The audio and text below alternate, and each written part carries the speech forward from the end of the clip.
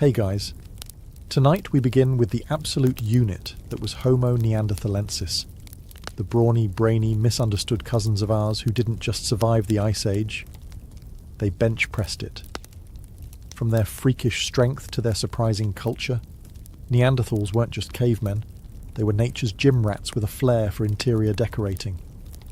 So before you get comfortable, take a moment to like the video and subscribe, but only if you genuinely enjoy what I do here. And let me know in the comments where you're tuning in from and what time it is for you. It's always fascinating to see who's joining us from around the world. Now, dim the lights, maybe turn on a fan for that soft background hum, and let's ease into tonight's journey together. If you walked into Ice Age Europe around 80,000 years ago, you'd probably freeze solid within 30 seconds. But before that happened, you might catch a glimpse of a Neanderthal, the local apex hominin, and possibly the only creature on Earth who looked like they could beat a mammoth in a wrestling match. Neanderthals weren't just different from modern humans, they were optimized for punishment. Imagine a person designed by a committee of bodybuilders, Arctic engineers, and someone who really liked forehead real estate. That's a Neanderthal. Let's start with the body.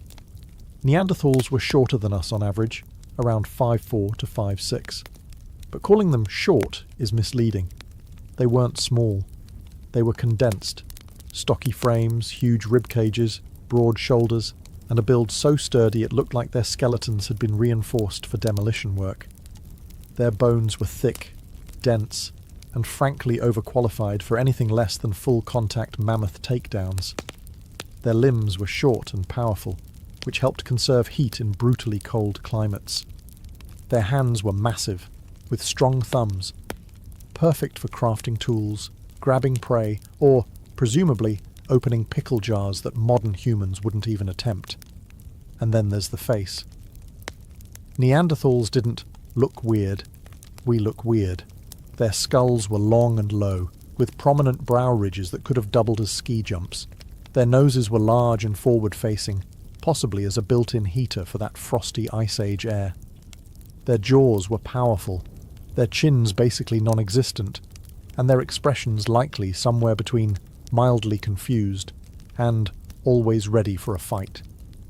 But make no mistake, these weren't brutish thugs. This wasn't a failed prototype of humanity. This was a parallel success story. They were tailored, top to bottom, for their environment, and in that environment, they thrived. Neanderthals were the elite endurance athletes of their day.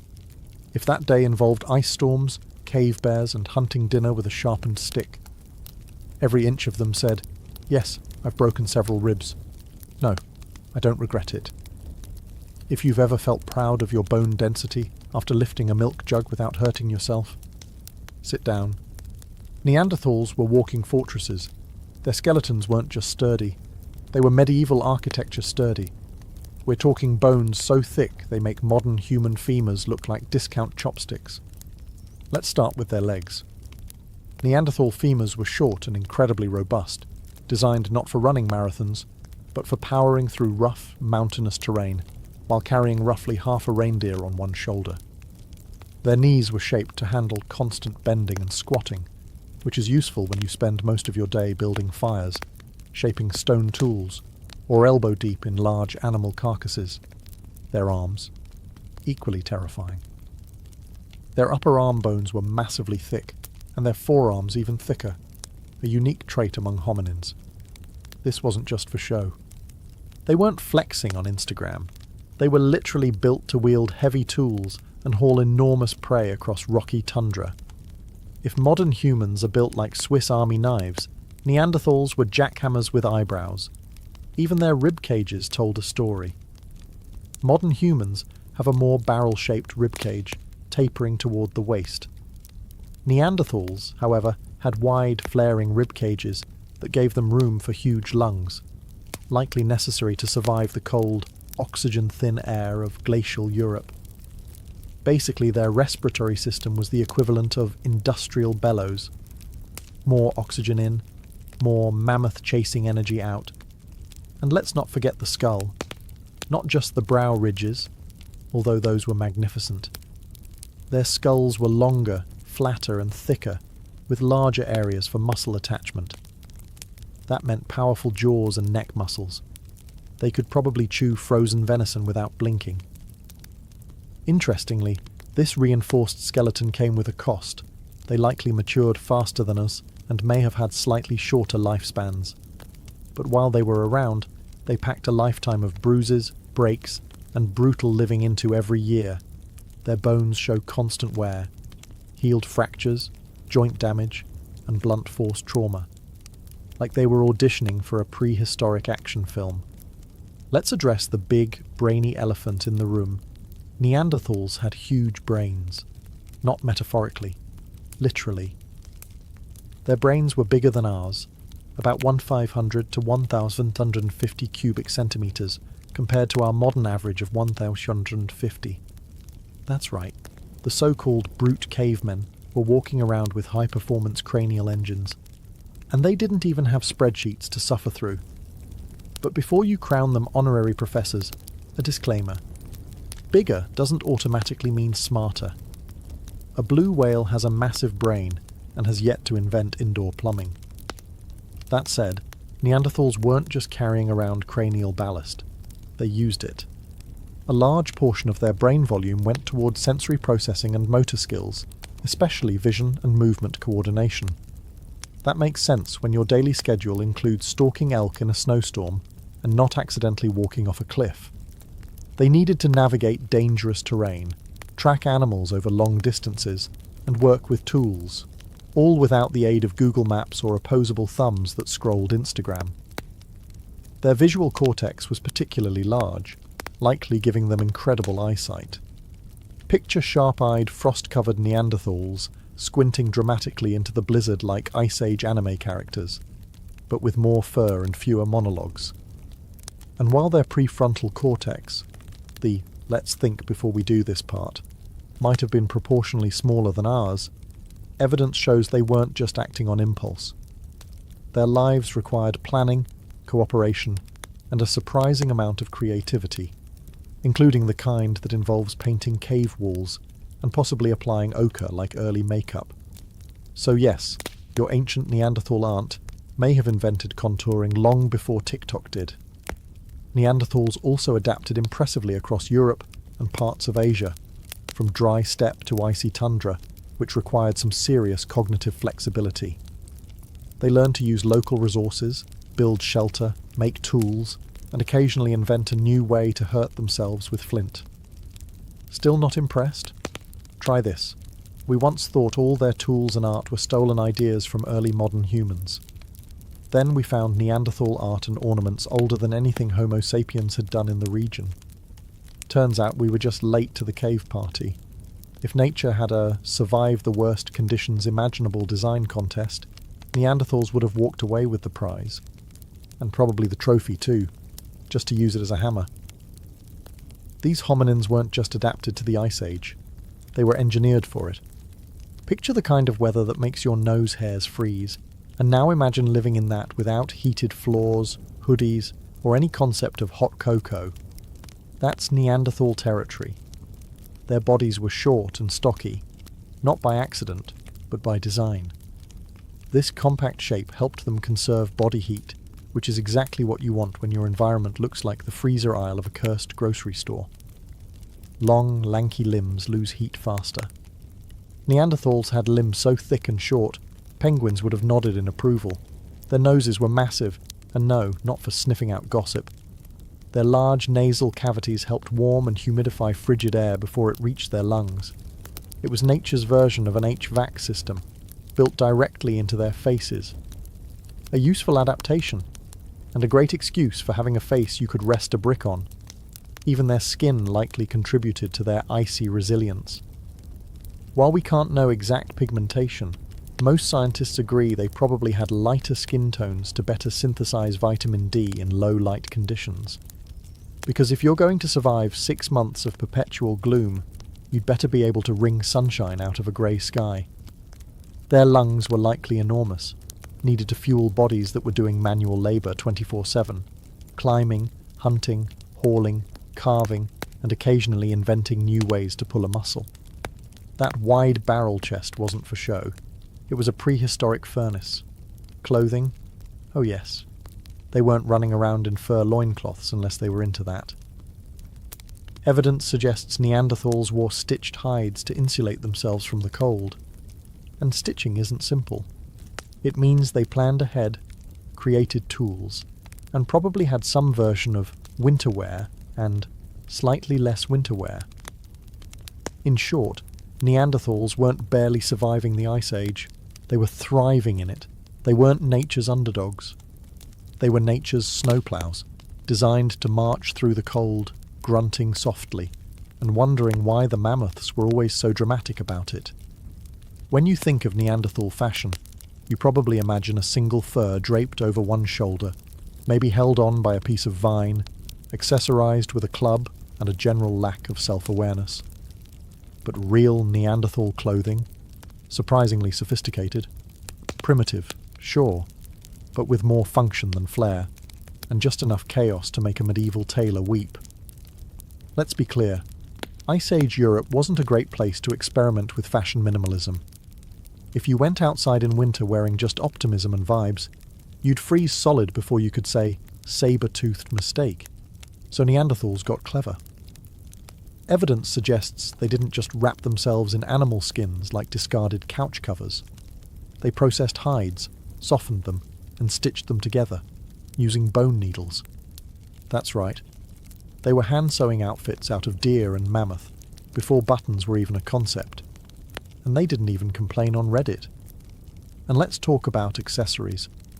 Some Neanderthal sites contain eagle talons, pierced shells, and beads. These weren't strictly functional, which implies they liked a little flair, maybe a dash of symbolism, maybe even some Ice Age swagger. Imagine a Neanderthal walking into camp like, yes, this claw necklace is real. Yes, I caught the bird myself. No, you may not touch it.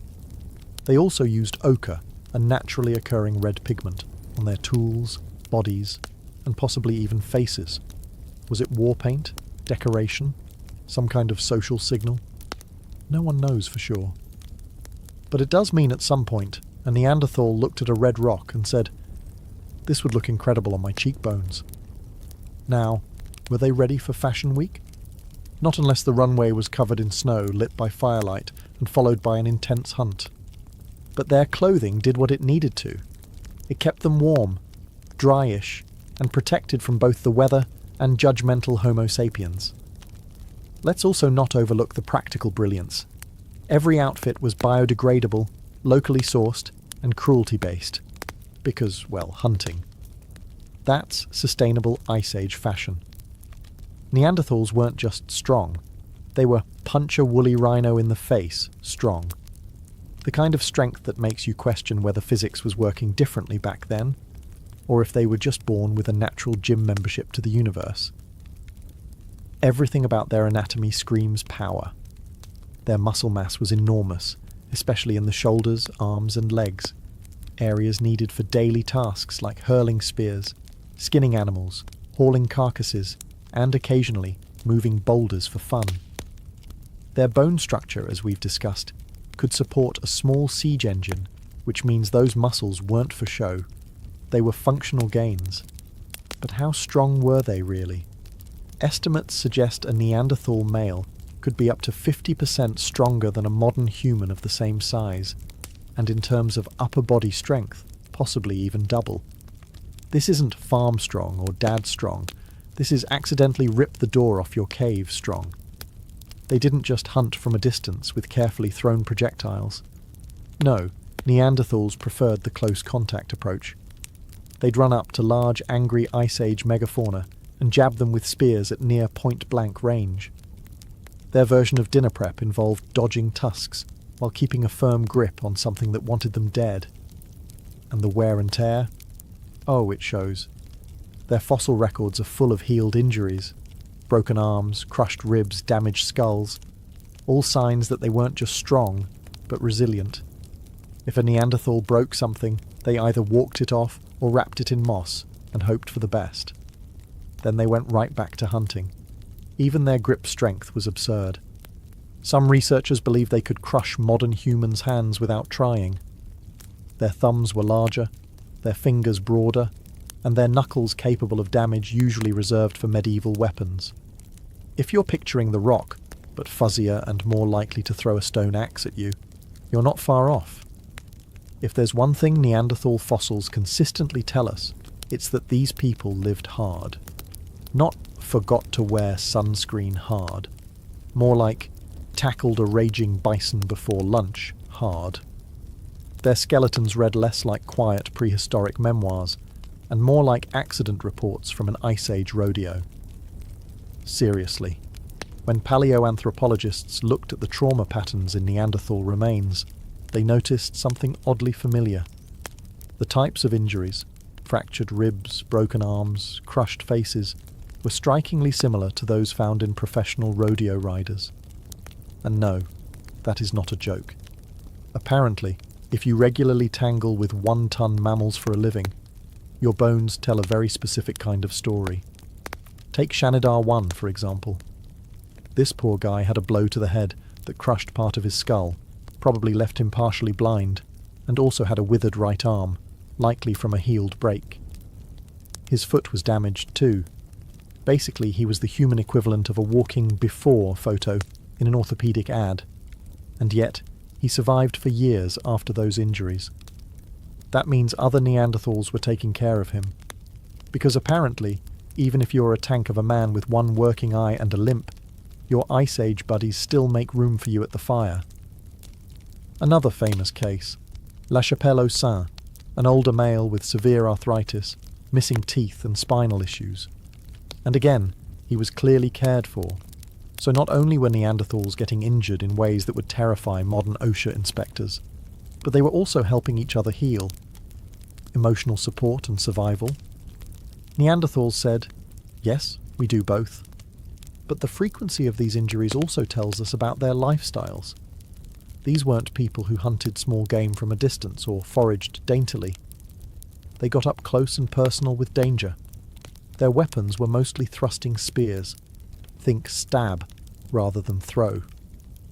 And when you hunt like that, the animal usually fights back.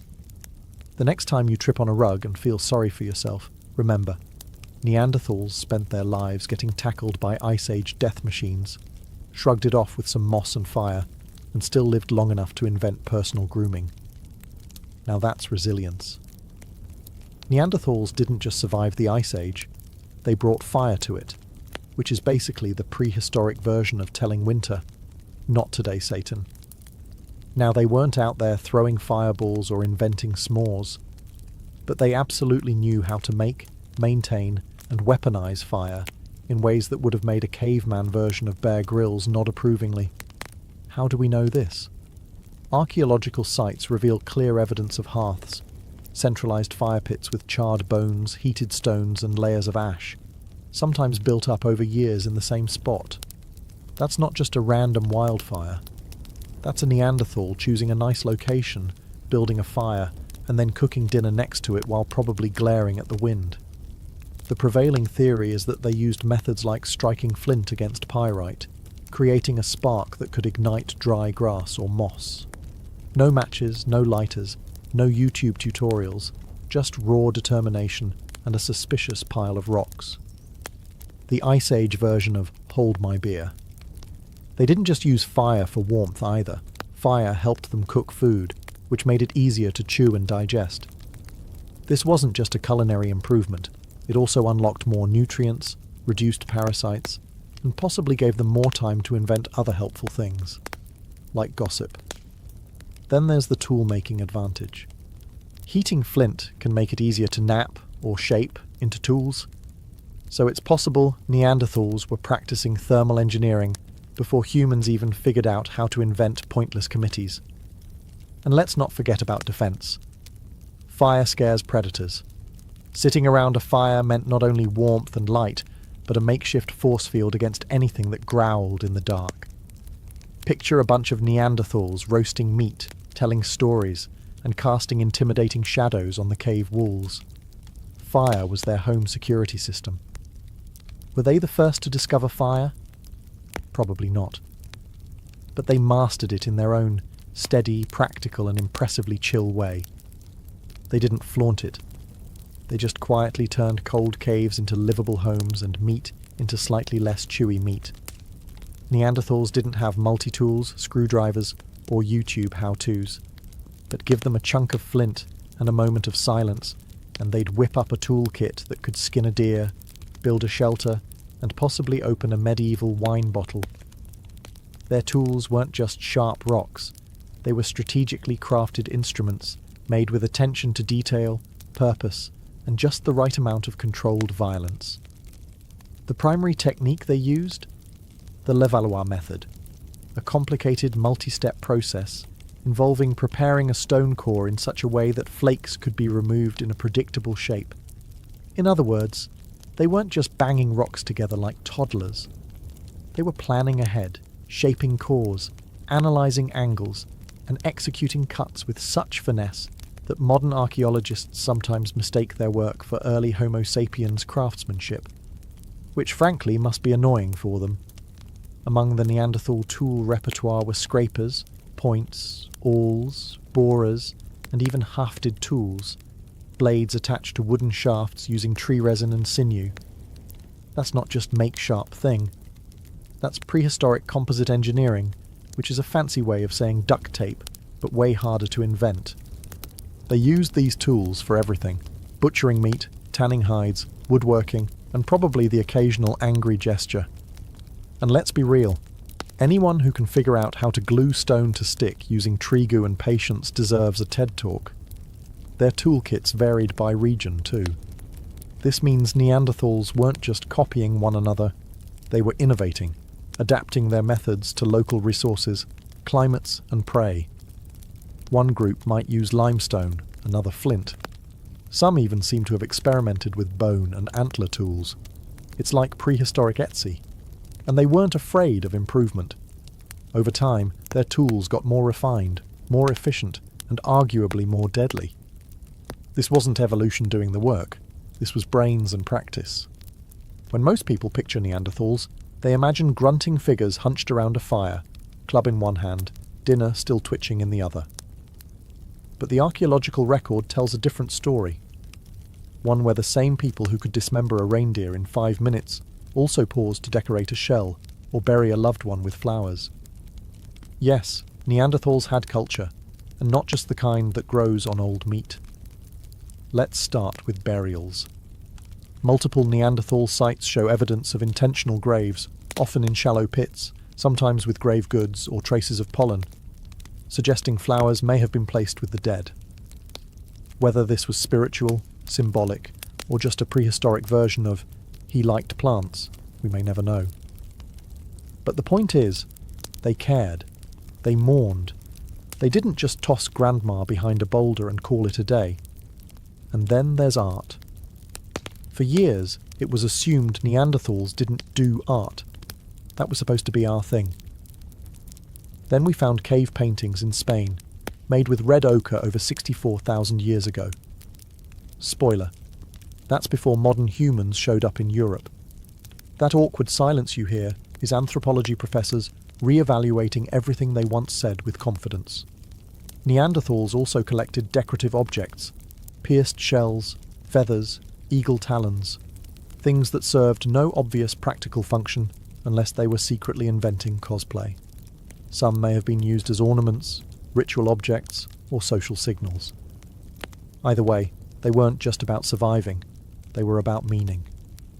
There's even a mysterious cave structure found in France, deep underground, made from broken stalagmites arranged into rings. No sunlight, no apparent use, no graffiti, just Neanderthals, 176,000 years ago, building in the dark like they were summoning something, or maybe just being weird. Who knows? And we can't forget language. They had the hyoid bone, crucial for speech, and genes related to language processing. So they may not have written poetry, but it's safe to say they weren't just grunting. Somewhere, a Neanderthal once looked at another and said something meaningful. Probably about meat, but still, meaningful. Let's talk about what you're really curious about. Yes, Neanderthals and modern humans. got together, romantically, biblically, DNA testably.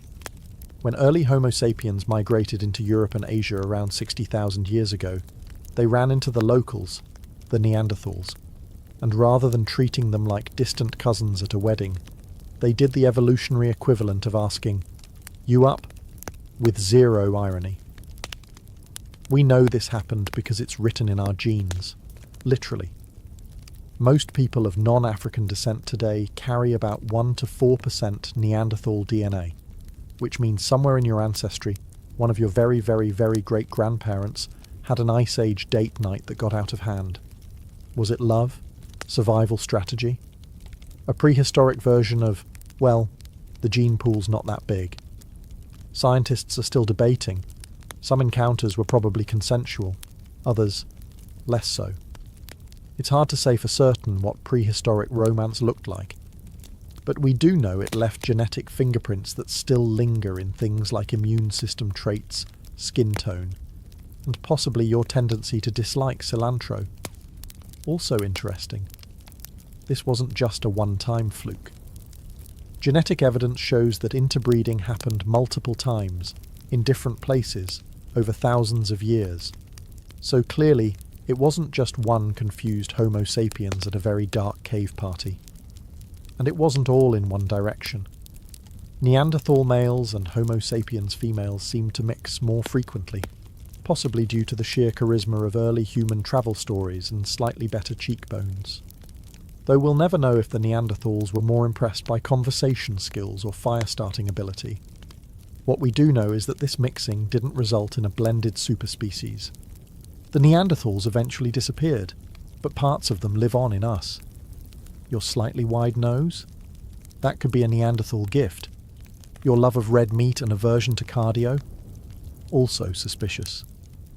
Before you laugh at Neanderthals for their giant brows or suspicious fashion choices, you should probably check your ancestry report, because statistically speaking, you might be part Neanderthal. No offence, it's science. Thanks to genome sequencing and the tireless efforts of geneticists with high-powered microscopes and too much coffee, we now know that most people of non-African descent carry about 1 to 4% Neanderthal DNA. That means if you're watching this and your great-great-great-great-great-great-great-grandparent wore fur and didn't blink during snowstorms, congratulations, you're a little bit Ice Age, and this ancient inheritance isn't just a quirky footnote, it shows up in real ways. For starters, Neanderthal genes have been linked to traits involving skin tone, hair texture, immune response, and even pain sensitivity. So if you sunburn easily, react strangely to allergens, or stub your toe and feel like you've been shot, you may have the Neanderthal edition of human firmware. There's even evidence that Neanderthal DNA affects how people sleep, process fat, and respond to certain medications. Some studies suggest it may influence mood regulation, meaning, yes, your brooding tendencies and general grumpiness in winter may be genetically justified, but it's not all good news. Some Neanderthal gene variants have also been linked to conditions like type 2 diabetes, depression, and nicotine addiction. So while your ancient cousins might have helped you survive a woolly mammoth ambush, they might also be partly responsible for your impulse to buy snacks and doomscroll at 2 a.m. It's also worth noting that African populations, whose ancestors didn't interbreed with Neanderthals after migrating out of Africa, have little to no Neanderthal DNA. But they do have traces of other archaic humans, like the Denisovans, meaning the human family tree is less of a clean chart and more of a tangled, romantically chaotic shrub. Neanderthals thrived for nearly 300,000 years, surviving ice ages, saber-toothed predators, and each other. They were the original Europeans, the true locals. And then, roughly 40,000 years ago, they vanished. Quietly. No dramatic extinction event. No comet. Just fade to black. Like they missed the memo about sticking around for the Holocene. So what happened? One theory is climate change. As the last ice age began shifting, Neanderthals struggled to adapt to new environments. Their hunting grounds changed, large game became scarce, and even mammoths started acting dramatic. For a group built to dominate the cold, warming weather was less summer vibes and more existential crisis. Another theory, competition with Homo sapiens. When modern humans arrived in Europe, they brought things like long-distance weapons, more varied diets, and that extremely annoying habit of surviving everywhere. They reproduced faster, travelled farther, and possibly talked more, which in a species contest counts for a lot. It's also likely that Neanderthals were outnumbered. Their populations were smaller and more isolated, meaning less genetic diversity. A serious problem when every winter is a survival game show and your neighbours are reproducing like it's a competitive sport. And yet, this wasn't a violent takeover. There's no massive evidence of genocide or battles. If anything, Neanderthals and humans coexisted for thousands of years, traded DNA, shared ideas, and probably some awkward campfire conversations, and slowly blended until there weren't any pure Neanderthal populations left. The last known Neanderthals likely lived in southern Iberia, places like Gibraltar, where they held on for a few thousand years more like the final flickers of a candle. The archaeological record goes quiet. No new tools, no new burials, just stillness. But this wasn't a failure. It was a chapter, and one that left a permanent mark. Neanderthals didn't go out with a bang, but their influence lives on. Not in monuments or scrolls, but in DNA, in bones, in blood. They weren't erased, they were absorbed. For most of modern history, Neanderthals got the short end of the evolutionary stick. Not in terms of biology, but in public relations. They were the original victims of bad press. When the first Neanderthal fossils were discovered in the mid-1800s, scientists weren't sure what to make of them. The skull looked humanish, but the brow ridges were huge, and the limbs were weirdly thick, like someone had taken a normal person and run them through a bulk filter. Victorian scientists, being Victorian scientists, quickly labelled them brutish, primitive, and likely terrible at dinner conversation. Thus began the myth of the stooped, grunting caveman, part monster, part embarrassing uncle. And the name Neanderthal itself didn't help. It sounded harsh, like something that might live under a bridge and throw stones at goats. Early reconstructions didn't do them any favours either. One famous depiction showed a Neanderthal standing like a gorilla, with a 1,000-yard stare and no neck, which, spoiler, was based on an elderly individual with arthritis. That would be like judging all humans based on someone's great-grandpa during a back spasm. The image stuck. Cartoons, movies, and textbooks reinforced the stereotype. A dumb brute with a club and questionable posture. Meanwhile, the truth, that Neanderthals buried their dead, created art, made tools, and possibly wore jewellery, was quietly ignored in favour of grunts and loincloths. Why did we do this? Probably because it made us feel superior. Humans love a good story about how we were the chosen ones, the smart ones, the only ones. Reducing Neanderthals to failed prototypes let us keep that narrative intact. It also helped explain away any uncomfortable genetic overlap. Sure, we're related, but we're better, right? Only recently has the myth begun to unravel. As more archaeological discoveries emerge, we're forced to admit that Neanderthals were more like us than not. They weren't mistakes. They were a parallel success. Different strategies, same struggle. In the war-torn twilight of Japan's Heian period, the battlefield was no place for a woman, and yet, that's precisely where Tomo Gozen belonged. Imagine a sea of armoured men clashing steel in the dust and chaos of war, and among them, one lone figure stands out.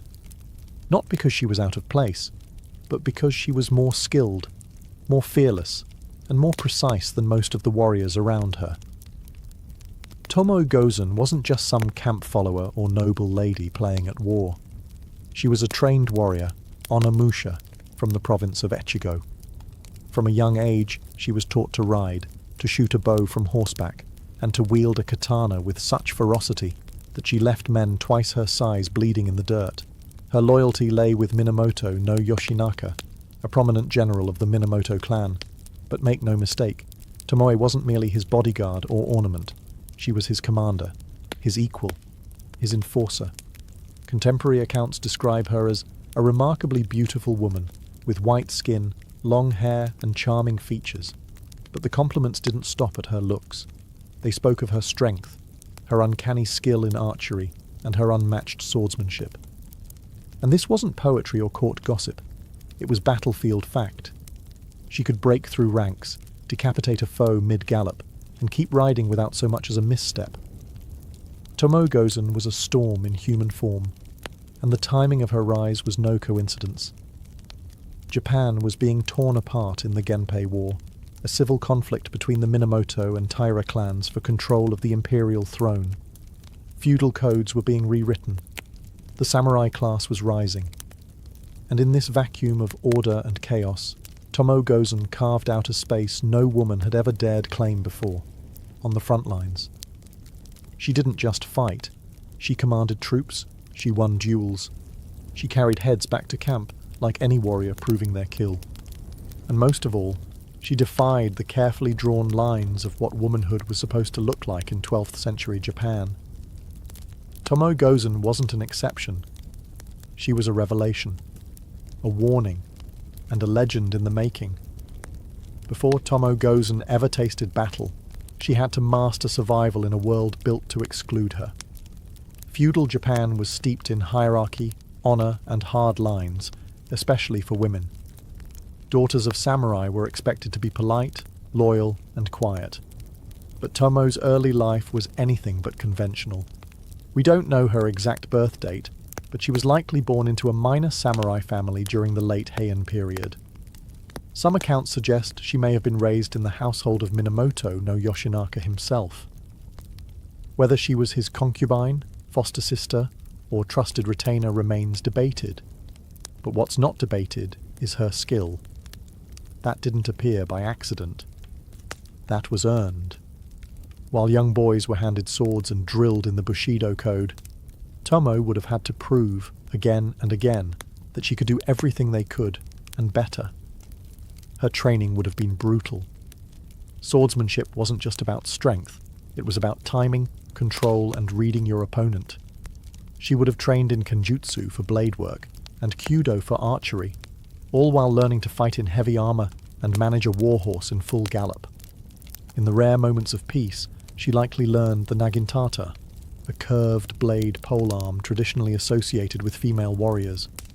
But make no mistake, this wasn't some symbolic ceremonial practice. This was preparation for real violence. Tomoe's fighting style combined elegance and lethality, and she didn't just keep up with the men, she often surpassed them. This phase of her life, before the battles, before the legends, was marked by isolation. Most women didn't carry swords. Most women didn't speak in strategy meetings. And most women weren't expected to live long on the battlefield. But Tomoe forced the world to bend around her. Every skill she learned had to be twice as sharp, twice as precise, and twice as deadly as her male counterparts. Because if she failed, no one would call it a soldier's mistake. They'd call it a woman's weakness. And so, before Tomoe Gozen could ever carve her name into the history books, she first had to carve her place into the samurai world, blade by blade, day by day, in silence and shadow. Not by invitation, but by sheer will. By the time Tomoe Gozen reached adulthood, Japan was on the brink of collapse.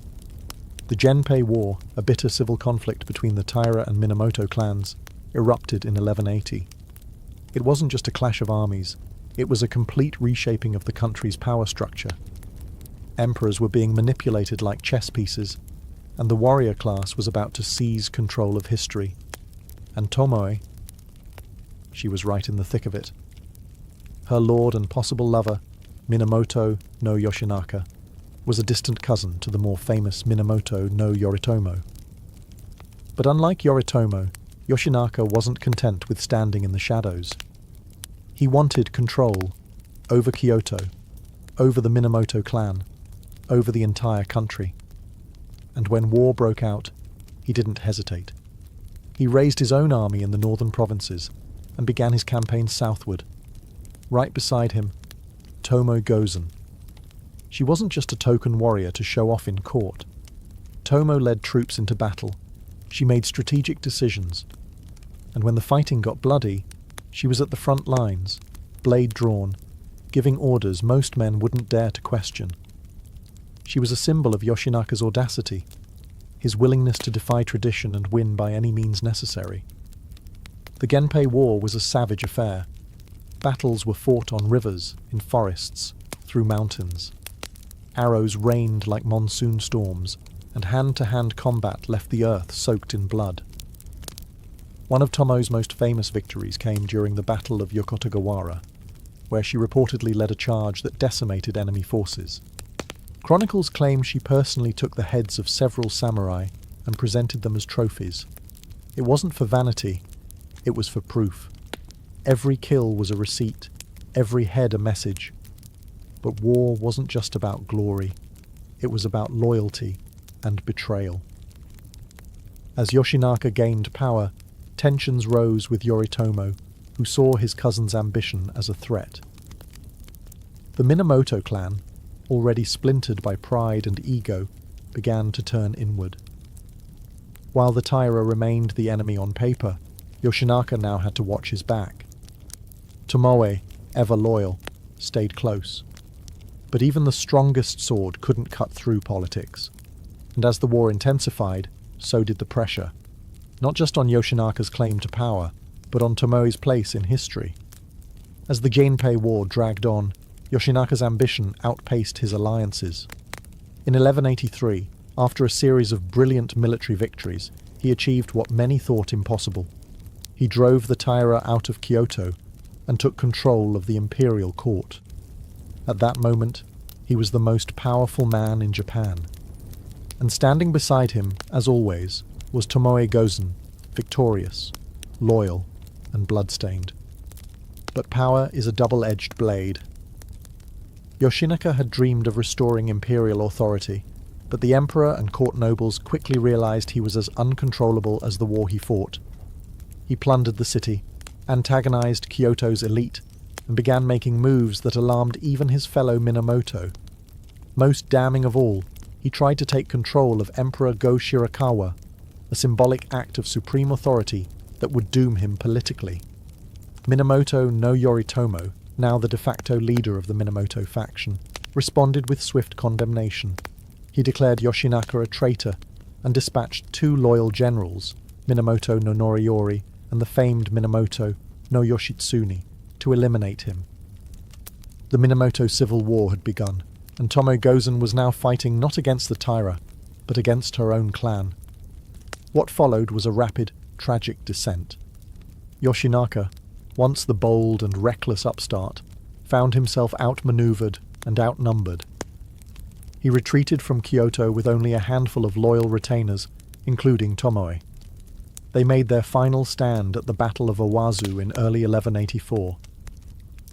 It would be a last gasp, not for glory, but for honor. As the enemy closed in, Tomoe fought like a demon unleashed. Chronicles say she charged into the enemy lines, found the strongest warrior she could, and promptly decapitated him before riding back through the carnage. It wasn't just skill, it was a message. Even in defeat, she wouldn't be erased. But Yoshinaka knew it was over.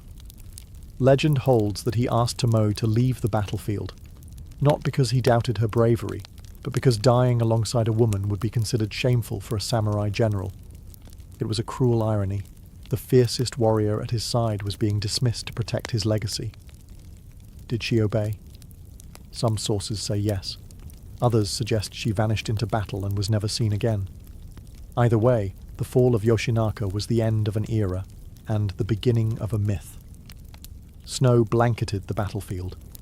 It was February of 1184, and the plains of Owazu were quiet, too quiet for the bloody storm about to come. Minamoto no Yoshinaka stood with only a few dozen men left, once a conqueror of Kyoto, now a fugitive of his own clan. His final stand had come, and Tomoe Gozen, ever at his side, was not about to let him die alone. The odds were hopeless. Hundreds of enemy warriors, led by Yoshitsune and Noriyori, bore down on them. Their armour gleamed, their horses kicked up frozen earth. And amidst the frigid winds, Tomoe Gozen adjusted her helmet, drew her sword, and charged into legend. According to the 14th century Heike Monogatari, Tomoe did not retreat. She surged forward like a whirlwind, seeking the strongest opponent she could find. Hatakeyama Shigetada, a famed warrior in his own right. Whether out of fury, desperation, or a refusal to die quietly, Tomoe didn't wait for introductions. She locked blades, unseated him, and cut off his head in one fluid motion. One final trophy. This wasn't just showmanship. It was samurai ethos in motion. To die beautifully, to fight to the last breath, to prove oneself in the face of impossible odds. For Tomoe, it was also the moment that would define her for centuries. This singular act, recounted and reimagined by countless generations, became her battle cry echoing across time. Meanwhile, Yoshinaka's horse became stuck in a rice paddy, and a volley of arrows brought him down. His loyal companion Imai Kanehira committed suicide in dramatic fashion, placing his sword in his mouth and leaping from his horse. The warlord's inner circle had been extinguished. But Tomoe, here the records diverge. One version claims Yoshinaka ordered her to flee before his death, fearing the shame of dying alongside a woman. Others say she refused, fought her way out, and vanished into the mountains. Still others say she was captured, forced to marry an enemy general, and later became a nun. None of these endings have been confirmed. But one thing is certain. Her last recorded act at Owazu was not one of surrender. It was one of defiance. Tomoe Gozen didn't just disappear. She ascended into legend, carried on the back of one perfect, furious, final charge. After the blood-soaked snows of Owazu, Tomoe Gozen vanished from the official records, as if she rode straight off the battlefield and into myth. No historian can say with certainty what happened to her, and perhaps that's fitting. Warriors like Tomoe weren't supposed to survive. They were supposed to die with their lord, their sword, and their honour. But Tomoe? She may have chosen something far more rebellious: to live. The Heike Monogatari, our main source on Tomoe's life, offers conflicting stories. One claims she was captured and forced to marry one of Yoritomo's generals, Wada Yoshimori. She bore him a child, and after his death she became a nun, retreating from the world of steel and politics. Another tale claims she cut off her long warrior's hair, assumed a new identity, and vanished into the mountain monasteries of Nagano, never to be seen again. Yet another version hints that she continued to wander the countryside as a ronin, an unaligned warrior, hired for private vengeance and borderland skirmishes. And then, silence. Centuries of it. The truth, buried somewhere under folklore, scrolls and oral tales, may never surface. But Tomoe's vanishing act became part of her power. By slipping out of history, she became immortal. She was no longer constrained by one ending, one role, or one version of femininity. Instead, she became a symbol of possibility. What makes her story even more enigmatic is how Japan itself evolved in her absence. The rise of the shogunate under Minamoto no Yoritomo marked the beginning of the Kamakura period, a rigid, patriarchal era where women were pushed further into the background. Female warriors didn't vanish completely, but they were increasingly sidelined, romanticized, or erased. And yet, Tomoe endured, not in the dusty scrolls of official history perhaps, but in the stories mothers told their daughters, and soldiers whispered around campfires. She became a ghost that haunted the samurai ideal, the woman who fought like 10 men, but answered to no one. Over time, poets, playwrights, and artists resurrected her, sometimes as a tragic lover, sometimes as an avenging demon, sometimes as the last true samurai, but always, always as a figure who defied expectations and left a trail of mystery behind her. Tomoe Gozen didn't just vanish, she transformed, and the silence she left behind roars louder than any death scene. As centuries passed, The woman once feared on the battlefield became something else entirely, a legend moulded by poets, monks, and playwrights. In an era where women were expected to be invisible, Tomoe Gozen became unforgettable. The Heike Monogatari, a sweeping semi-historical war epic compiled in the 13th century, was the first to etch her into cultural memory. But this text was never just a history book. It was performance. It was theatre. Blind monks known as Biwa Hoshi travelled from town to town, chanting the stories of the Genpei War to the sound of the biwa lute. Through their voices, Tomoe Gozen was reborn, not just as a fighter, but as a tragic heroine. Later adaptations embellished her even further. In No and Kabuki theatre, Tomoe became a recurring figure. Her beauty exaggerated, her loyalty dramatized, her battles stylized to perfection. She was often paired with doomed love stories, tearful farewells, and moral lessons about honor and duty. The audiences didn't just watch her fight, they wept for her, admired her, and feared her in equal measure. But this romanticization came at a cost. The real woman, the one who decapitated enemies and led cavalry charges, was gradually softened. Over time, her armor was traded for flowing kimono.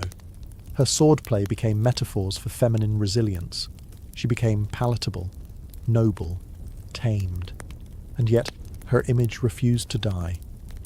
Artists throughout the Edo period painted her riding into battle, face calm, blade poised. Samurai guides included her in lists of martial paragons. Sword schools invoked her name. Even as her story was mythologized, it still carried the sharp edge of the battlefield. In modern Japan, Tomoe Gozen is often mentioned in the same breath as other legendary warriors, Musashi, Benkei, Yoshitsune. But unlike them, she carries the unique weight of gender defiance. She wasn't just an exception to the rule, she was a challenge to it. In every era since, women have looked to Tomoe as proof that their place is wherever they choose to stand, even if that's the heart of the battlefield. The further she drifted from fact, the closer she became to symbol. A woman who shouldn't have existed, yet did. A warrior who couldn't be contained, yet endured. And a story that refused to end. Tomoe Gozen's blade may have been sheathed over 800 years ago, but her presence lingers, etched not only in legend, but in the cultural psyche of Japan and beyond. As generations passed, she became more than just a figure from the Genpei War. She became a symbol of resistance, individuality, and the disruptive power of a woman who refuses to follow the script. During the Edo period, when samurai culture was formalized and ritualized into a strict code of conduct, Tomoe's image was used both as inspiration and caution. Some saw her as an embodiment of ideal loyalty, a warrior who served her lord to the bitter end.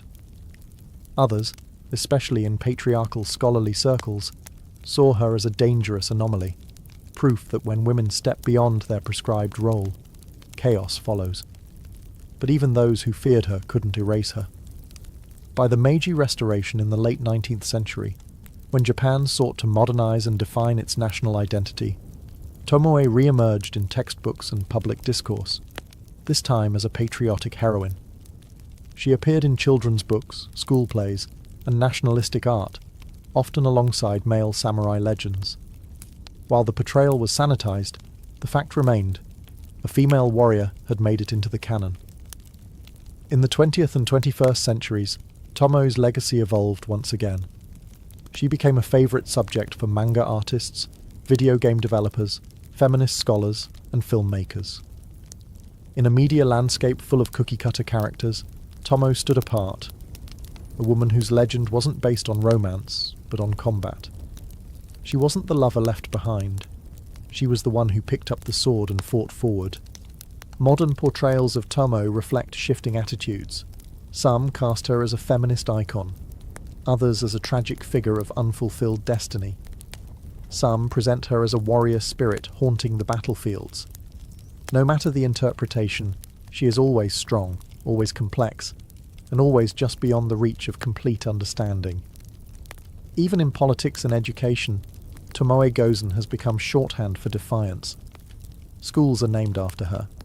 Martial arts dojos cite her in their lineage. She appears on stamps, posters, and even anime storylines.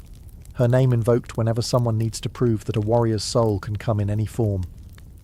She may have fought one war, but her presence continues to rally people across every battle for identity, justice, and place.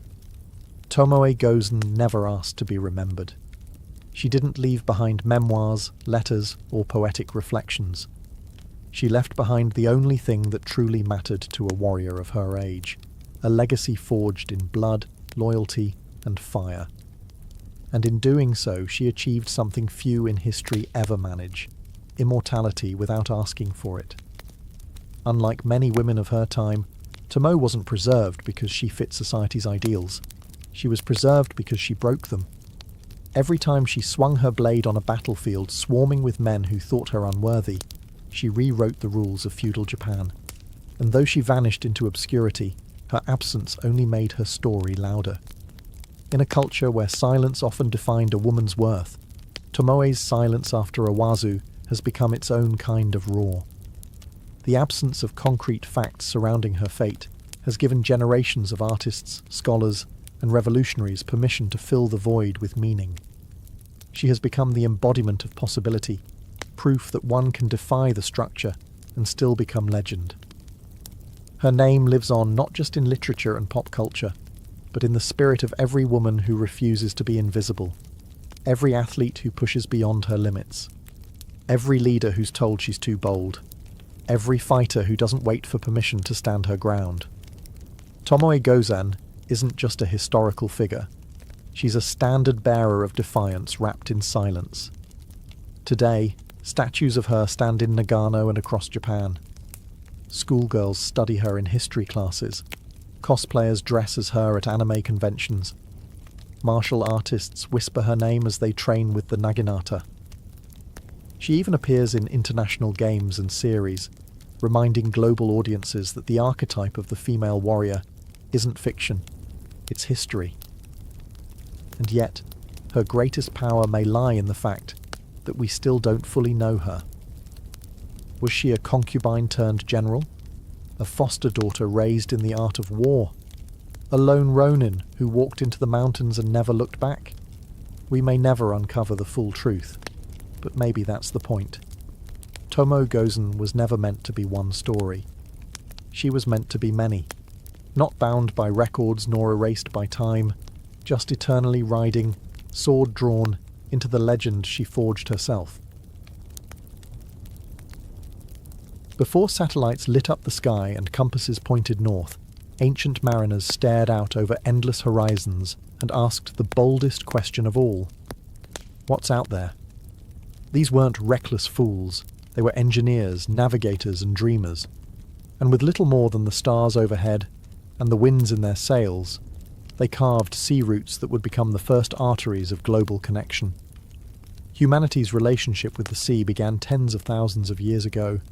Some of the earliest evidence of watercraft dates back over 40,000 years, long before the agricultural revolution.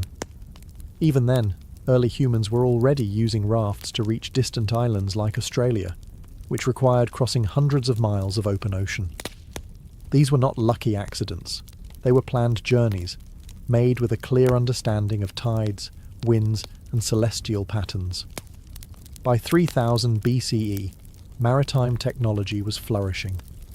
Cultures in Mesopotamia, the Indus Valley, and along the Nile were already using boats for trade and fishing. But it wasn't until certain cultures took to the high seas that true oceanic navigation began. These early seafarers faced enormous challenges: no maps, no written instructions, and often no guarantee they'd ever return. And yet, they went, driven by necessity, curiosity, and survival. They read the waves like a book. They observed how clouds formed over islands, how birds flew at certain times of day, and how the stars rotated across the sky. The night sky, in particular, became their greatest tool. Polaris, in the northern hemisphere, for instance, served as a fixed point for orientation.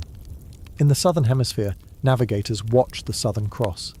these seafarers learned to feel the subtle push of currents beneath their hulls. They learned the sound of the wind in their sails, and most impressively, they passed this knowledge down orally for generations, through chants, stories, and sacred traditions. Their tools weren't compasses or astrolabes. Their tools were memory, observation, and intuition. This wasn't just survival. It was science before science had a name, a way of knowing the world that married nature and culture. And as they set out across unknown waters, these ancient mariners weren't just navigating oceans, they were laying the foundations for global trade, migration, and the first connections between civilizations that had never even heard each other's names. Long before the rise of Athens or the glory of Rome, the island of Crete was home to one of the most sophisticated seafaring civilizations the ancient world had ever seen, the Minoans. Flourishing from around 2000 to 1450 BCE, the Minoans weren't just islanders, they were maritime architects who turned the sea into a superhighway of culture, commerce, and control. At the heart of Minoan power was the city of Knossos, a sprawling palace complex adorned with vibrant frescoes of dolphins, ships, and sea life. These weren't decorative flourishes, they were declarations. The Minoans lived and breathed the sea. Their economy thrived on maritime trade, and their influence stretched across the Aegean, reaching Egypt, the Levant, and beyond. Unlike later Greek navies built for war, Minoan ships were designed for speed and stability, ideal for trade and diplomatic missions. Their vessels, often decorated with bird or bull motifs, used square sails and rowers to navigate the calm yet unpredictable Mediterranean. These ships carried everything from olive oil and wine to pottery and bronze. But more than goods, the Minoans carried ideas, art, religion, and technologies, dispersing them like waves across the Aegean. And how did they navigate? While there are no surviving Minoan navigational charts, archaeologists believe they relied on a combination of star-based navigation and visual markers, coastal headlands, the colour of the water, bird flight paths. Their consistent returns from long journeys suggest a deep understanding of seasonal winds and maritime rhythms, long before anyone wrote them down. One of the most remarkable signs of Minoan maritime prowess is their role in the development of the Greek alphabet. By interacting with Near Eastern cultures like the Phoenicians, the Minoans helped pave the way for one of history's most influential scripts. Their ships weren't just ferrying cargo, they were floating vessels of cultural exchange. But like many sea-based powers, their end may have come from the very ocean they mastered. Around 1450 BCE, a volcanic eruption on the nearby island of Thera, modern-day Santorini, may have triggered tsunamis and ash clouds that devastated Minoan ports and destabilized their control. Whether by nature or invasion, their ships eventually disappeared from the waves. Still, the Minoans left behind more than ruins. They left behind a legacy of what it meant to rule not by land, but by sea. If the Minoans were the artists of the sea, then the Phoenicians were its tireless entrepreneurs. From around 1500 BCE to 300 BCE, the Phoenicians, a loose confederation of city-states like Tyre, Sidon, and Byblos, dominated the eastern Mediterranean, not with armies, but with fleets. Their legacy isn't one of empires and conquests. It's one of navigation, trade, and the spread of culture across the known world. The Phoenicians didn't have a unified kingdom or grand capital. What they had were ships, and lots of them. These were sleek, fast, and highly maneuverable vessels capable of long-distance trade. Using both square sails and banks of oars, their ships could hug coastlines or dart across open water. And with them, they brought glass, cedar wood, purple dye, and most importantly, ideas. They were the middlemen of the ancient world, linking Egypt with Anatolia, Greece with Mesopotamia, and North Africa with the western Mediterranean. They established outposts and colonies across the coastlines, most famously Carthage in North Africa, which would later rise to rival Rome. Each colony acted like a node in a vast maritime network, with the mother cities back east reaping the benefits of trans-Mediterranean commerce. But how did they manage to sail such distances with no compass or sextant? Like their Minoan predecessors, the Phoenicians used the stars, particularly Polaris, the North Star, as their guide. They also understood prevailing wind patterns, coastal features, and current behaviour. Many scholars credit them with developing one of the first systems of celestial navigation in the Western world. Yet their greatest contribution wasn't something they carried. It was something they invented: the alphabet.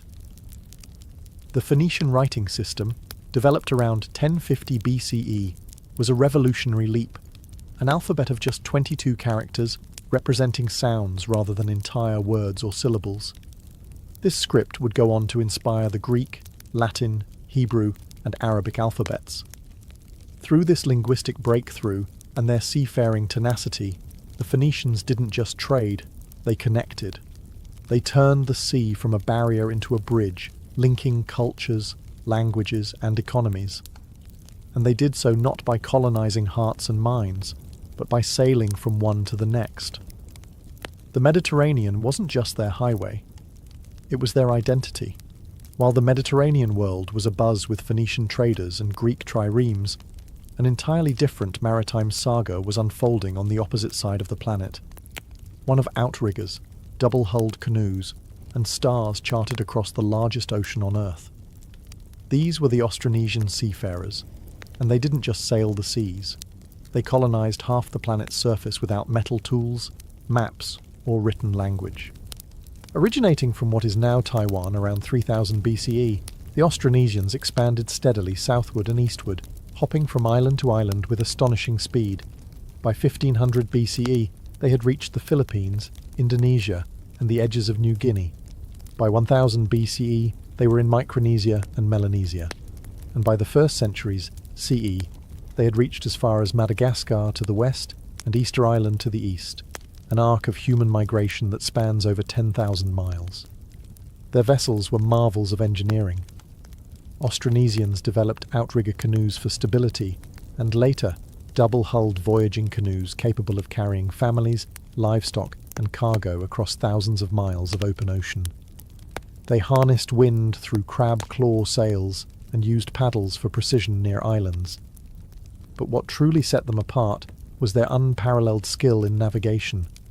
They used the sun, moon, planets, and more than 200 stars as guides. But that's just the beginning. Austronesian navigators, especially the famed Polynesian wayfinders, read the ocean like a living map. They could detect subtle changes in wave patterns caused by distant islands reflecting swells. They followed seabird flight paths, studied cloud formations, and even tasted seawater for salinity shifts near land. This wasn't instinct, it was highly refined science, passed down orally through chants and memory devices. Their migration wasn't random exploration. It was intentional and repeatable. Lapita pottery, a distinctive cultural artifact, marks their path across the Pacific, showing how interconnected their world truly was. They weren't just island hoppers. They were civilization builders, spreading agriculture, languages, and technology wherever they landed. And in many ways, they still are. Modern genetic studies, linguistics, and archaeology continue to uncover just how advanced and expansive Austronesian navigation was. These mariners didn't just cross oceans. They connected some of the most remote corners of the Earth long before European explorers ever left port. In the Pacific, the sea was never a void. It was a road map. When we think of ancient Egypt, towering pyramids and desert tombs usually come to mind. Not ships. But the Egyptians were no strangers to water. The Nile was their lifeline, their highway, and their first school of navigation. Yet what's often overlooked is how the Egyptians extended their maritime reach far beyond the riverbanks, venturing into the Red Sea and possibly even further afield. Egypt's mastery of the Nile began early. As far back as 3000 BCE, they built large wooden boats with planks lashed together by rope and sealed with resin. These vessels, propelled by both sails and oars, were essential for transporting goods, soldiers, and grain across the vast stretches of the river. But the Nile was only the beginning. By the time of Pharaoh Hatshepsut in the 15th century BCE, Egypt was launching sea expeditions from ports along the Red Sea. Her famous voyage to the mysterious land of Punt, possibly located in modern-day Somalia, Eritrea, or southern Arabia, was a landmark in ancient maritime history. Reliefs from her mortuary temple at Deir el-Bahari show detailed depictions of large cargo ships loaded with exotic animals, incense trees, and gold, all returning from a successful voyage across the sea. These weren't accidental drifts. They were carefully organised missions, planned with knowledge of monsoon wind patterns, currents, and seasonal timing.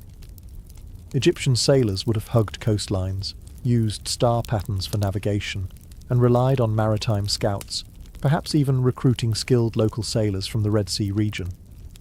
Some theories even suggest Egyptian contact with the Indus Valley via indirect maritime trade, especially during the peak of Mesopotamian Indus-Egyptian interaction. While direct evidence is limited, items such as ivory, lapis lazuli, and spices hint at a broader Indian Ocean trade network in which Egypt may have played a part. The ships themselves were engineering marvels for their time.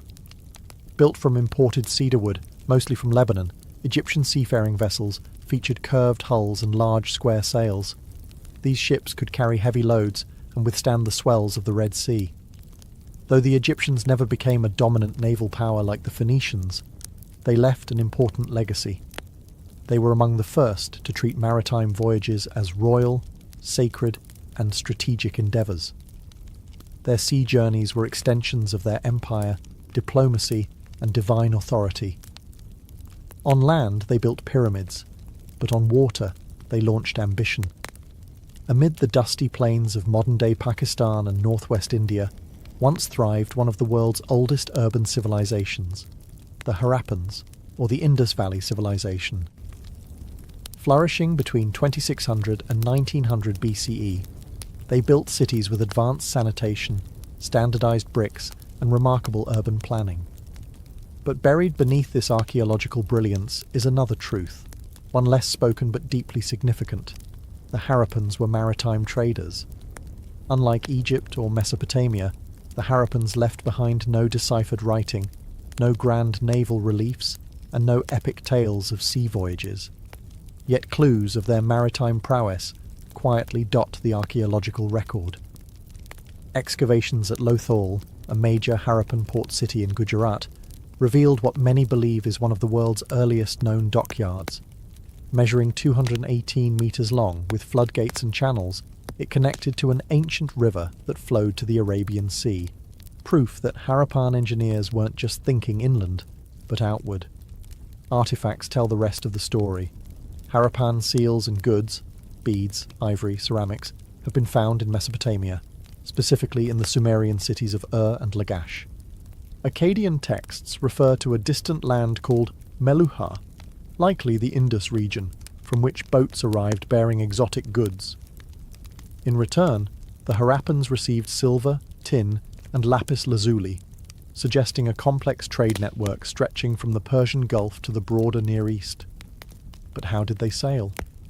While no complete Harappan ships survive, miniature models, terracotta boats, and carved depictions suggest the use of flat-bottomed rivercraft and seagoing vessels. They likely used the same seasonal monsoon winds that would later drive Arabian and Indian traders across the Indian Ocean. Harappan mariners probably hugged coastlines, stopping at natural harbours and estuaries, and navigated using celestial cues and current patterns. Unlike the warrior-focused empires of their time, the Harappans were remarkably peaceful. Their cities show little evidence of warfare or fortifications. This makes their maritime connections even more intriguing. They weren't conquering foreign shores. They were connecting them through trade and diplomacy. And then, around 1900 BCE, the civilization began to decline. Rivers shifted, trade dwindled, and cities were abandoned. Their script faded with them, leaving behind a silent question. Just how far did their ships sail? Though their voices are lost, the water trails remain, etched in harbours, seals, and silent stones. For the ancient Greeks, the sea wasn't just a pathway, it was destiny. Cradled by the Aegean, Ionian, and Mediterranean seas, Greek civilization emerged in a world where sailing was as essential as farming. From the age of Homeric epics to the height of Athenian naval dominance, the Greeks turned maritime culture into art, science, and strategy. Their earliest stories, those of Odysseus battling sea monsters and Jason chasing the Golden Fleece, weren't mere myths. They were reflections of a people intimately tied to the sea. Greek city-states like Athens, Corinth, and Rhodes all relied on the ocean not just for trade, but for identity. Their gods had dominion over waves. Their heroes set sail. Their empires floated on hulls of wood and ambition. By the 8th century BCE, Greek colonists were setting out across the Mediterranean, founding cities from Sicily to the Black Sea coast. These colonies weren't military outposts. They were trade hubs, cultural satellites, and vital ports in a vast economic web. Goods flowed both ways: olive oil, wine, and pottery from Greece, grain, metals, and slaves from afar. To navigate, Greek sailors relied heavily on coastal sightlines, the stars, especially the rising and setting of specific constellations, and oral navigation knowledge passed through generations. Their ships evolved from simple merchant vessels to formidable war machines like the trireme, a sleek, three-tiered galley rowed by up to 170 men and armed with a bronze battering ram. The trireme was more than a ship. It was a floating expression of Athenian democracy and power. At its peak in the 5th century BCE, Athens boasted the most powerful navy in the ancient world. The Delian League, originally a defensive alliance against Persia, became an Athenian-led maritime empire. Their navy ensured control over sea lanes, tributes from allied cities, and the free flow of resources into Athens, feeding its golden age of philosophy, architecture, and drama. But with power came vulnerability. The Peloponnesian War against Sparta saw Athens' over-reliance on sea dominance backfire. Naval defeats, blockades, and internal strife brought about its downfall. Still, the legacy endured. Greek maritime innovations in cartography, celestial navigation, and shipbuilding laid the groundwork for Roman and later European seafaring. And their belief that the sea was a stage for glory, knowledge, and tragedy echoes in Western thought even today. For a people who started as landlocked farmers and shepherds, the Romans were late to embrace the sea. But once they did, they didn't just join the naval powers of the ancient world, they crushed them. The Mediterranean, once a patchwork of rival fleets and scattered colonies, became what the Romans proudly called Mare Nostrum, our sea. Early Rome was no maritime superpower. The Etruscans and Greeks dominated Italy's coasts, while Carthage, founded by Phoenician settlers, ruled the western Mediterranean with the most formidable navy in the region. But everything changed during the Punic Wars. Faced with Carthage's naval superiority, the Romans made a bold move. They reverse-engineered a captured Carthaginian warship. In an astonishing feat of industrial determination, they built an entire fleet, hundreds of ships, in mere months. But they added something uniquely Roman: the corvus, a boarding bridge that turned sea battles into land combat. This innovation played to Rome's strength in infantry, allowing legionaries to storm enemy ships as if they were charging a fortress. Victory over Carthage in the Punic Wars handed Rome not only naval dominance, but also control over Sicily, Sardinia, Spain, and eventually the entire Mediterranean coastline. Roman galleys, both military and merchant, patrolled sea lanes, transporting grain, troops, and exotic goods from Egypt, Gaul, Syria, and beyond. Ports like Ostia and Alexandria bustled with activity, turning the Mediterranean into a Roman highway. The Pax Romana, a period of relative peace lasting 2 centuries, was made possible largely through this maritime control. The sea, once a place of pirate fleets and clashing empires, became a stabilized zone of commerce. Grain shipments fed the capital. Luxury goods, silk, spices, pearls, flowed in from India and China via maritime routes, stretching to the Red Sea and Persian Gulf. Roman sailors used a combination of dead reckoning, coastal sailing, and celestial navigation. aided by detailed maritime itineraries known as periploi. Though lacking compasses, they mastered the rhythms of wind and current, especially the Etesian winds that made return voyages in the eastern Mediterranean predictable. Rome didn't just conquer by land, it sustained itself by sea. Its navy protected trade, enforced imperial will, and ensured communication across vast distances. With their fleets, the Romans did what no other culture had yet managed. They turned the chaotic sea into a controlled empire. Long before modern maps, compasses, and diesel engines, the ancient world was already connected by an invisible latticework of sea routes, drawn not with ink, but with wind, memory, and stars. From the reed boats of the Nile to the double-hulled canoes of the Pacific, these early maritime cultures didn't just explore the seas, they defined them. And their legacy still lingers in every port, every trade route, and every ship that crosses the waves today. The knowledge passed down by Minoans, Phoenicians, Austronesians, Egyptians, and others became the bedrock of future navigation. These cultures discovered how to read the sky like a map, how to sail with the rhythms of the earth, and how to build ships that could survive months at sea, all without metal hulls or written charts. Their discoveries weren't isolated, they were cumulative. Each seafaring civilization learned from its predecessors or neighbours, contributing a new stitch in the tapestry of global navigation. Phoenician alphabets enabled the record-keeping necessary for complex maritime trade. Austronesian navigation traditions, preserved orally for generations, inspired 20th century efforts to revive wayfinding without instruments. Greek observations of the stars and winds laid the groundwork for ancient geography. Roman engineering gave us ports and lighthouses still echoed in today's harbour design.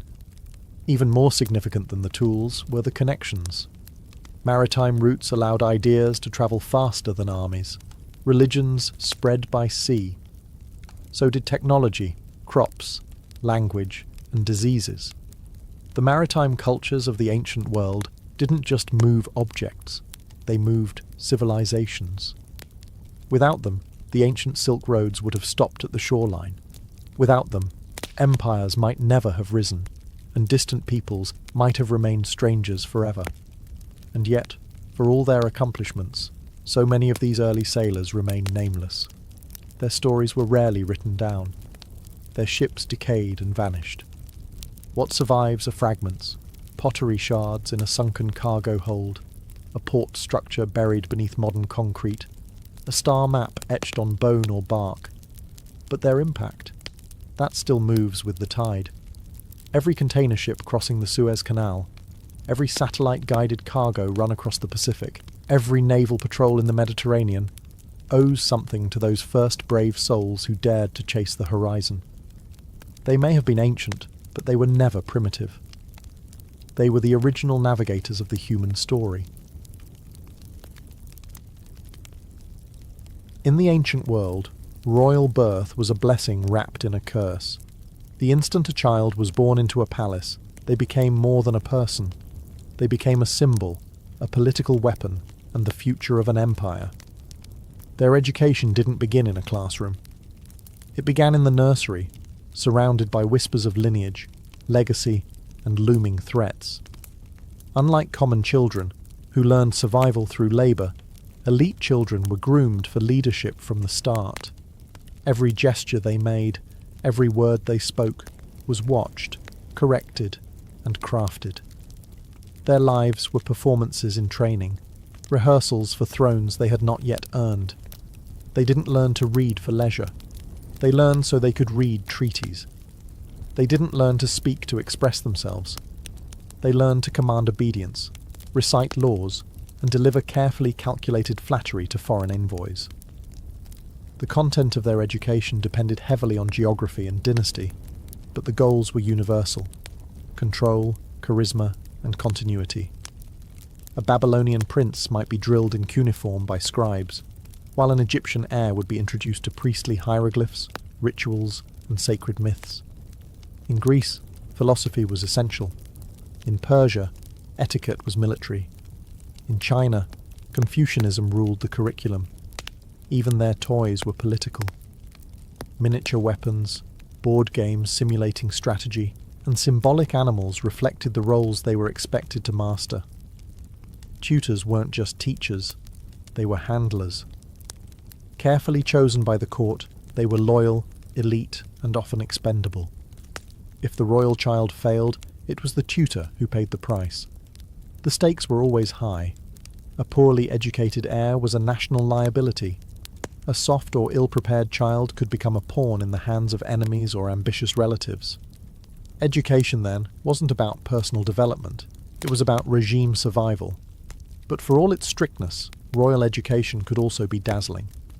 These children were exposed to astronomy, medicine, foreign languages, ethics, and art long before the rest of the world.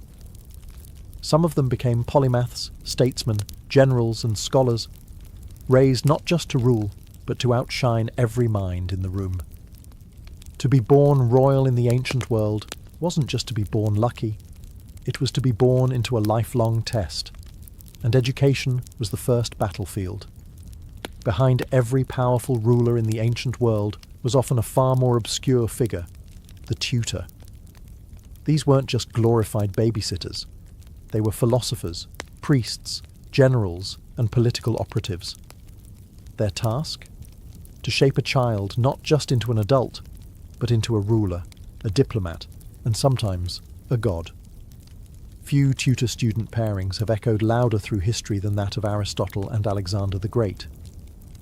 Chosen by Philip of Macedon, Aristotle was tasked with turning the headstrong prince into something more than just a warrior. He taught him ethics, rhetoric, zoology, geography, and philosophy, and infused him with an insatiable hunger for knowledge. When Alexander later conquered the known world, he carried copies of Homer and philosophical texts with him like sacred weapons. Aristotle hadn't just taught him facts. He had crafted the inner world of a future conqueror. But Aristotle was no exception. In the Roman Empire, Seneca, the Stoic philosopher and statesman, was assigned to tutor the young Nero. He tried to shape the boy with virtue, logic, and restraint. Unfortunately, history tells us that Nero grew into one of Rome's most infamous tyrants. The failure wasn't entirely Seneca's, but it showed how even the best teachers couldn't always overcome a student's darker instincts or courtly influence. In Persia, royal tutors were often military men, chosen for their loyalty and their ability to instill discipline. Princes of the Achaemenid dynasty were taught hunting, horseback riding, and combat from the age of 7, alongside moral training in truthfulness and justice, all under the watchful eyes of elite mentors. Their education was practical, Spartan, and deeply political. In ancient China, Confucian scholars held enormous sway over the upbringing of princes. They instilled ideals of filial piety, hierarchy, and ritual. But woe to the tutor who taught the wrong thing. A slip of the tongue could lead to banishment or death if a lesson contradicted the emperor's doctrine. Being a royal tutor meant living in the shadows, shaping history through someone else's mouth and hand. They had to be wise but invisible, commanding yet deferential. They walked a dangerous line. Get too close, and they were envied. Fail, and they were discarded. Succeed, and their names lived on only if their students made history. While the sons and daughters of farmers learned from life, elite children of the ancient world learned from systems built behind palace walls, private academies, temple libraries, and in some cases, secret priestly schools that protected knowledge like it was gold. Education for royals wasn't just about preparing for power, it was about controlling the flow of knowledge, the one thing more dangerous than armies. In ancient Egypt, priesthoods were the gatekeepers of education. Royal children, especially future pharaohs, were sometimes educated in temple schools, where instruction included reading hieroglyphs, memorizing religious texts, understanding ritual practice, and learning astronomy and medicine. These were not skills shared with the general public. Literacy was rare, sacred, and only those destined to govern or interpret the divine were granted access. Much of this training was conducted in what we might call secret schools. Within temples like those at Karnak or Heliopolis, knowledge was transmitted from priest to pupil in complete confidentiality. The curriculum wasn't just religious, it was political. Knowing how to recite spells, interpret omens or plan rituals gave rulers control over life and death in the eyes of their people. Persia had its own elite educational structure. The sons of Persian nobility, especially those close to the king, were educated in what Herodotus called the king's school. Hidden from public view, these boys learned truth-telling, riding, archery, and leadership. They also absorbed Zoroastrian ethics and statecraft. This schooling wasn't just for princes. It was for future satraps, generals, and administrators. Men expected to control provinces and armies with unwavering loyalty. In India, royal children might attend gurukulas, secluded forest schools run by learned Brahmins. While commoners rarely had access, princes were often placed under the guidance of a single guru who taught them everything from Vedic hymns to martial skills. The education was holistic, spiritual, intellectual, and physical, and again, deeply hierarchical. Knowledge was tailored to caste, role, and destiny. Even in Greece, where education was more democratized in some cities, elite children like those in Sparta or Athens received specialized training. Spartan royal sons were placed in the agog, the state-run military academy. Athenian aristocrats hired private tutors in logic, strategy, and rhetoric, because knowing how to win a war was only half the battle.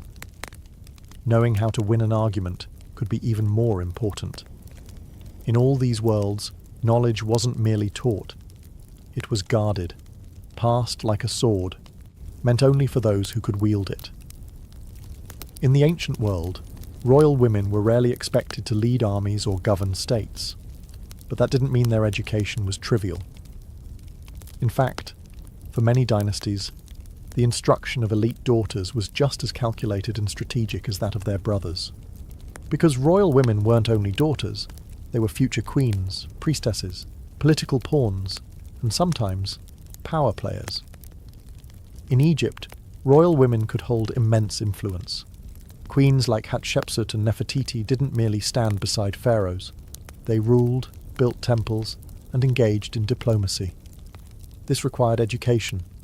Princesses in Egypt were often taught by temple priests in reading hieroglyphs, reciting religious texts, managing estates, and performing sacred rituals. Those destined to become God's wives of Amun were initiated into priestly orders, learning rites and theology far beyond the reach of commoners. Some even participated in governance, with knowledge that rivaled their male counterparts. In Persia, royal women were kept behind palace curtains, but they weren't idle. The Achaemenid queens were entrusted with managing vast estates, overseeing treasuries, and maintaining courtly alliances. To do so, they were taught bookkeeping, diplomacy, and political etiquette. Greek historians like Xenophon note how Persian queens engaged in behind-the-scenes governance, indicating a quiet but formidable education. In ancient Greece, the story is mixed. In Athens, education for women, even elite ones, was minimal and domestic. Music, weaving, household management, and some reading. But in Sparta, royal women were raised for strength. They trained in physical fitness, rhetoric, and Spartan values. A Spartan princess could speak her mind and command estates while her husband waged war. And when Spartan men died young in battle, it was often the women who upheld the legacy. In India and China, noble women's education reflected religious and dynastic priorities. In the Gupta Empire, royal daughters were sometimes schooled in Sanskrit, music, poetry, and philosophy, skills designed to enhance their allure and status. In imperial China, empresses and consorts were taught Confucian ethics, calligraphy, and palace protocol. Those destined for political roles, like Empress Lu Ji or Wu Zetian, went far beyond, mastering governance, surveillance, and statecraft under the guise of etiquette. Royal women walked a delicate path. They were expected to charm, not rule, but when circumstances changed, they often stepped into power. And when they did, their education wasn't a frill, it was their arsenal. If swords won battles, speech won empires. In the ancient world, a royal's ability to speak wasn't a soft skill. It was a weapon. Language, rhetoric, and public persuasion were essential tools of rule, diplomacy, and survival. And so, elite children weren't merely taught to speak. They were trained to captivate, manipulate, and command through words. Nowhere was this clearer than in ancient Greece, where rhetoric was seen as the hallmark of a civilized leader.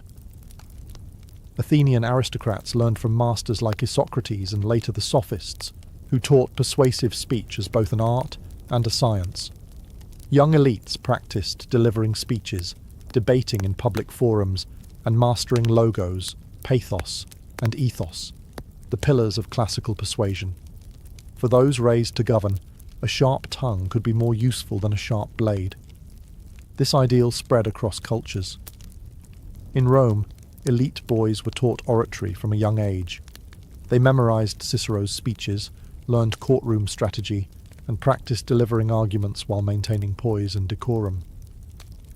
For imperial heirs, this wasn't just about courtly performance, it was about survival. A poorly timed phrase could invite scandal. A brilliant speech could sway the Senate. Even in monarchies where absolute power reigned, words still mattered. In Egypt, the pharaoh was seen as a divine speaker. His proclamations carried ritual and legal weight. Royal children learned formal language and ceremonial formulas, reciting them during religious processions and state rituals.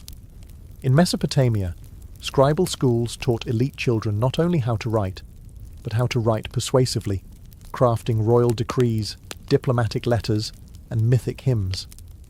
In Persia and India, language played a different but equally vital role. Persian princes were trained in multiple tongues, Old Persian for court, Aramaic for diplomacy, and sometimes Greek or Median. They learned how to negotiate, compliment, and intimidate with tone and timing. Indian royal students, especially under the Maurya and Gupta empires, studied Sanskrit epics and philosophical texts like the Arthashastra, which offered tactical lessons in rhetoric, espionage, and diplomacy. Even in cultures where oral tradition reigned, like among Celtic and Germanic elites, storytelling and speech-making were forms of authority. A prince who couldn't speak well couldn't lead, because in the end, power wasn't just taken, it was spoken into existence.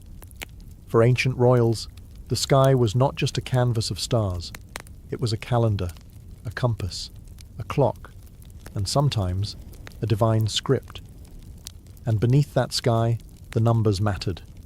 Mathematics and astronomy weren't optional subjects for royal heirs. They were foundational disciplines that shaped how a ruler understood time, taxes, architecture, war, and even fate itself. In Mesopotamia, long before Pythagoras was a household name, Babylonian elites were studying base 60 math systems, predicting eclipses, and calculating planetary movements with astonishing precision. Royal scribes and priest astronomers were often tutors to princes, teaching them to read cuneiform tablets filled with data on stars, weather, and omens. These calculations weren't abstract. They had real consequences for when to wage war, plant crops, or perform royal rituals. Egyptian royal education also wove mathematics into nearly every sphere of power. Pharaohs needed to understand land measurement for taxation after Nile floods. They also had to oversee monumental building projects, temples, tombs, and pyramids, requiring geometric knowledge and logistical skill. Astronomy guided Egypt's religious calendar, and royal children were taught to track the heliacal rising of Sirius, which heralded the annual inundation and marked the start of the year. In ancient India, members of the royal class were exposed to the deep mathematical traditions found in texts like the Sulba Sutras, and later, Aryabhata's work on algebra and planetary motion. Astronomy was both scientific and spiritual, essential for aligning rituals and interpreting omens. A wise king consulted the stars, but an educated one could interpret them himself. The Greeks refined these teachings, making them more systematic and philosophical. A Macedonian prince like Alexander would study arithmetic and astronomy, alongside ethics and logic. Greek royal education influenced by thinkers like Plato and Aristotle, treated mathematics as a gateway to understanding the order of the cosmos, and by extension, one's place as a ruler within it. Even the Chinese imperial courts relied heavily on astronomy. Emperors were seen as cosmic intermediaries, and the ability to predict celestial events validated their divine right to rule. Court astronomers were powerful figures, and princes were educated in lunar cycles, eclipse prediction, and calendar reform. In every culture, the educated ruler didn't just rule over people, they ruled over time, space, and destiny. And math and the stars were their silent advisors. Books could crown a ruler, but swords kept them on the throne. For ancient royalty, education didn't end in the classroom. It extended to the battlefield, where courage, physical mastery, and strategic skill were as vital as philosophy or statecraft. Elite children, especially male heirs, were raised with one unspoken truth. If you cannot defend your kingdom, someone else will take it. In Sparta, this belief was law. Royal sons entered the Agog, the state's brutal military academy, by age 7. There, they were stripped of comfort and trained in pain tolerance, endurance, hand-to-hand combat, and battlefield tactics. Even princes were not spared. They fought, bled, and survived alongside other Spartan boys, forging a bond through hardship that would serve them on the front lines. In Persia, royal boys were educated in the 3 R's of nobility: riding, archery, and truth-telling. Horsemanship was essential, not only for war, but also for royal hunting expeditions, which doubled as strategic drills. Archery was more than a skill. It was a symbol of discipline, focus, and martial prowess. A Persian prince who couldn't handle a bow was unfit to rule. India's warrior classes, such as the Kshatriyas, were trained from a young age in Dhanurveda, the martial science. Royal children learned to wield swords, spears, maces, and bows. They also studied the philosophies of war through epics like the Mahabharata, which taught not just how to fight, but why to fight, and what honour required in the face of death. Egyptian and Mesopotamian princes were also expected to be commanders. They practiced chariot driving, spear throwing, and wrestling under the guidance of military officers. Pharaohs were often depicted smiting enemies, but that theatrical image was grounded in real training. War wasn't theoretical. Rulers led from the front. In Rome, the young patrician elite were taught both virtues, manly courage, and disciplina. They trained with wooden swords, learned formations, and read military histories. Julius Caesar wasn't just a scholar, he was a hardened general, trained to balance pen and sword from youth. Even Chinese princes, often more insulated by bureaucracy, practiced martial arts, archery, and horseback riding as part of their princely curriculum. The ruler was expected to embody both the civil and the military ideal, the Wen and the Wu. In every empire, education in warfare wasn't optional. It was survival. For a royal child, a misplaced word could start a war. A glance held too long could spark a scandal. In ancient courts, knowing how to sit, speak, and smile was as much a weapon as wielding a sword. Etiquette wasn't fluff, it was strategy. Behind every bow and banquet was a game of survival, and royal education drilled this into the heirs of empires. From China to Persia, court etiquette was codified to a level of near paralysis. In Han China, princes were expected to memorize and observe the Li, ritual codes dictating everything from how to greet a superior to how to mourn properly. A single breach of protocol could be interpreted as rebellion. Young royals were taught to move with precision, to speak with restraint, and to read the power dynamics in every room. In Persia, royal children were schooled in the art of courtly appearance. This included not just dress and manners, but also how to handle envoys, deflect insults, and respond with poise under pressure. They were trained in indirect communication, mastering the political doublespeak necessary to survive in a palace filled with spies and sycophants. In India, Natishastra, the science of politics and ethics, was a key part of elite education. Texts like the Arthashastra outlined how a king must navigate betrayal, use informants, and maintain a balance between diplomacy and force. Royal heirs were expected to understand these concepts early, because one wrong alliance or naive gesture could cost them their throne or their life. The Greeks and Romans, too, took court behaviour seriously. Athenian elites were schooled in charis, personal charm and grace, while Roman boys learned the art of flattery, public conduct, and surveillance. Julius Caesar wasn't just trained to fight, he was taught how to win over senators, undermine rivals, and read a man's ambition by his tone. In Egypt, etiquette blurred with divinity.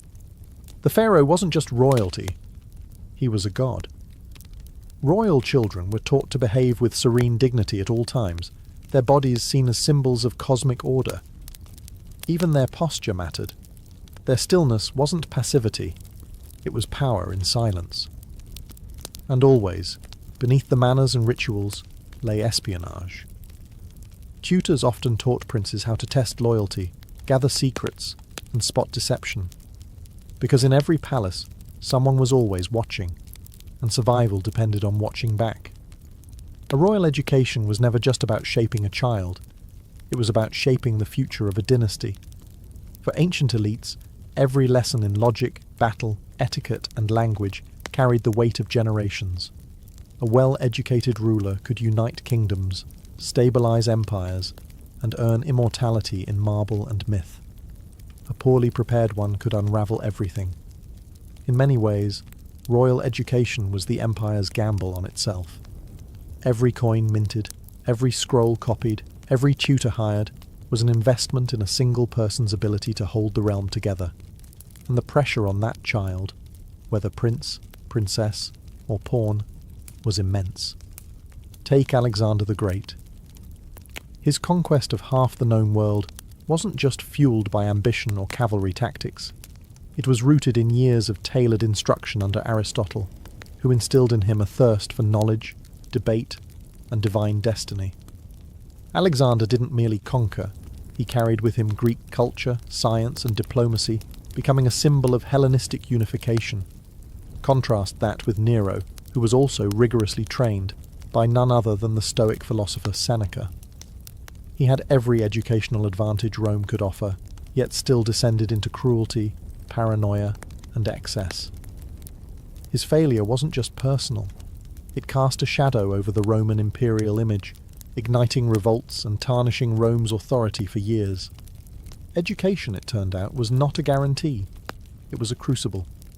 For royal women, the stakes were no less grave. A queen consort could become regent, a princess could be married off as a peace offering, or rise to rule in her own right. The education of figures like Cleopatra or Wu Zetian wasn't a luxury, it was preparation for empire. Their ability to speak multiple languages, manage treasuries, and navigate deadly court politics kept them alive, and in power. Even long after their deaths, the impact of these royal educations endured. Many rulers became patrons of learning, founding academies, libraries, and temples of knowledge. Their own childhood instruction became the model for future generations, repeated, refined, and ritualized. In the end, the education of the royal child was never just about the child. It was about legacy, about ensuring the past didn't die, and that the future could be ruled with wisdom, not just force.